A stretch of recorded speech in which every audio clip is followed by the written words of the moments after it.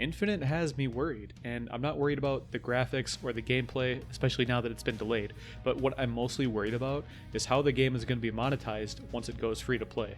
So in this video, I want to talk about some of the ways that I think the game could be monetized in a way that feels fair, not only to those who are going to pay full price for the game, but also those who just go with the free-to-play experience. And unfortunately, this is the dilemma that 343 find themselves in now. They have to figure out a way to make everybody happy while at the same time implementing a microtransaction system that is going to be able to support Halo Infinite as a platform for 10 years, while also making sure that the progression system isn't ruined in the process. But before we get into any of my ideas for how it could be monetized, I want to talk about why microtransactions in Halo are so dangerous to begin with. And that's because Halo's progression works different from other games, in the sense that most of the time, barring Halo 4, the only sense of progression that you get is through your armor customization. You're not trying to level up guns for attachments or camos, a class for perks and abilities. Again, barring Halo 4, we don't talk about Halo 4. No, it's always been about the grind for that cool helmet that you want. One of my biggest complaints about Halo 5's multiplayer was that the progression system absolutely sucked. You had to grind for rec points to buy loot boxes that gave you a ton of weapon, vehicle, power-up cards, stances, emblems, etc. You get the point. And it was for a game mode that I personally didn't even like. And the worst part is that armor was thrown in with all this other junk, and the chances of getting an armor piece was completely random, which meant that no armor piece felt special because you didn't do anything to get it. You just got lucky. That is the worst goddamn thing I have ever... What is that? What is... Wow. 20,000 rep points gone down the drain. Let's try again.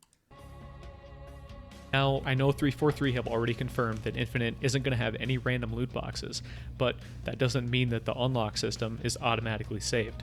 If all the armor in Infinite is going to be locked behind an item shop or a premium currency, then Infinite is going to run into the exact same problems that Halo 5 had with having an armor and progression system that was essentially meaningless. One of the most important things that needs to come back in Infinite is challenge exclusive armor. And what I mean by this is armor that can be unlocked only by completing a milestone or an achievement of some kind. Like if you look at the original recon armor in Halo 3, you had to originally, to get it, you had to do something so cool and so awesome that it would get noticed by Bungie themselves and they would give you the armor as a reward. Back in the day, recon was so cool and so exclusive that everyone wanted it. It sparked so much community interaction of people trying to find different ways to get it. It was so difficult to get that it actually became a joke within the community. I remember there were so many different myths and scams about how to get recon, and it only added to the absolute legendary status that something as dumb as a helmet held back in the day.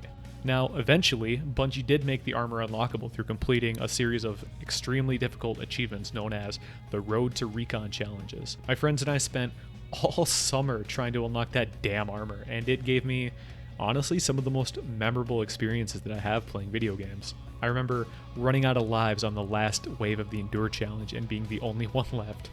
I remember all my friends and I screaming when we flew into the Forward Unto Dawn driving Ghosts. Oh, I want to be a warthog!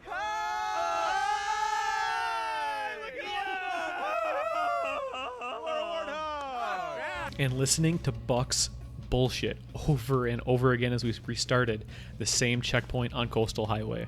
Captain, how about you hang back? Let us clear a path.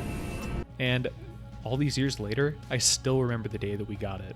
Other examples are the katana that could only be unlocked by getting all the achievements or 1,000 gamer score, Hayabusa from finding all the campaign skulls, EOD from beating the legendary campaign, etc. My point is that when you saw the armor that someone was wearing in Halo 3, you knew exactly what they had to do to get it and how special it was. Customization is about, at its core, player expression, and there is absolutely no better form of expression than allowing your players to literally wear their in-game achievements and accomplishments.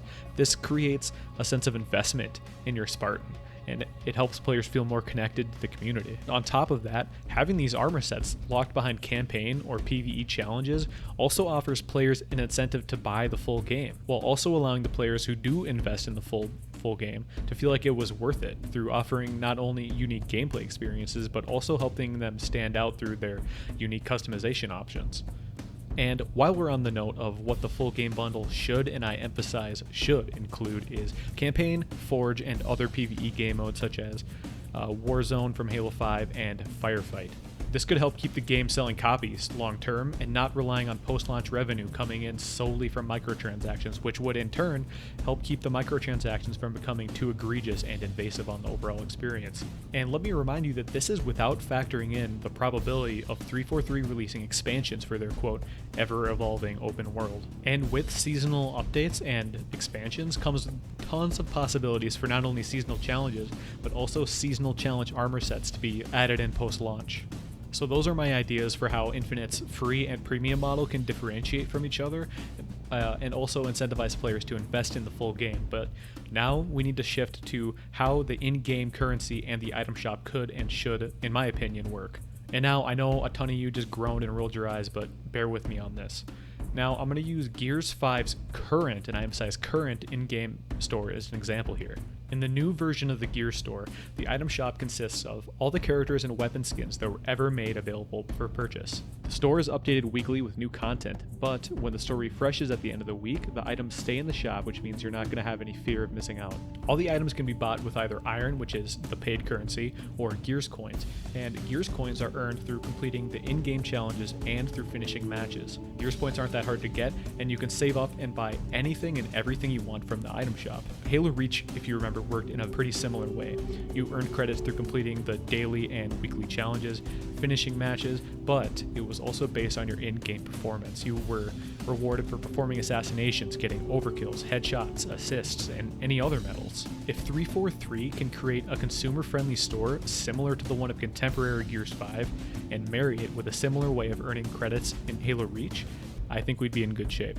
The store could be updated weekly with new assassinations, armor variants with different decals like we saw in Halo 5, stances, and weapon skins. And now in MCC, there's vehicle skins, so there's that. And now, like it or not, Infinite is probably going to have a battle pass. We've already seen one implemented in MCC, but it's probably going to work a little differently in Halo Infinite. You're probably going to have to buy into it.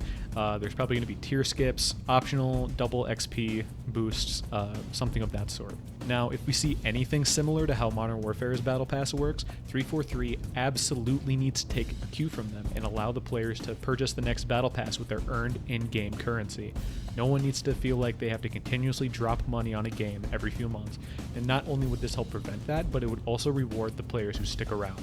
Now to finish off, I want to talk about how much potential Halo Infinite actually has. It's going to be open world, it's going to have free-to-play multiplayer while simultaneously launching as the most platform-accessible Halo game ever. The devs have also been more active in the community than ever. We've seen this through them listening to the community, releasing developer blogs, constantly updating MCC, and taking on the daunting task of bringing MCC to PC after all these years. This approach to their game development needs to carry over to Infinite, and their in-game monetization model needs to reflect that.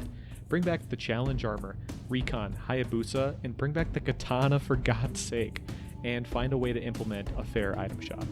Do keep in mind that these are just some of my thoughts and ideas that I really wanted to put out there, but I am very curious about what some other members of the community have to say. So leave me a comment down below letting me know what you thought of some of my ideas while also telling me some of your own. If you did enjoy the video, hitting the like button helps my channel out a lot. And if you decide that you do want to hear from me again, definitely subscribe because I'm going to keep making Halo content. Anyways, that's all I have for today. Thanks for watching, and I'll see you guys in the next one.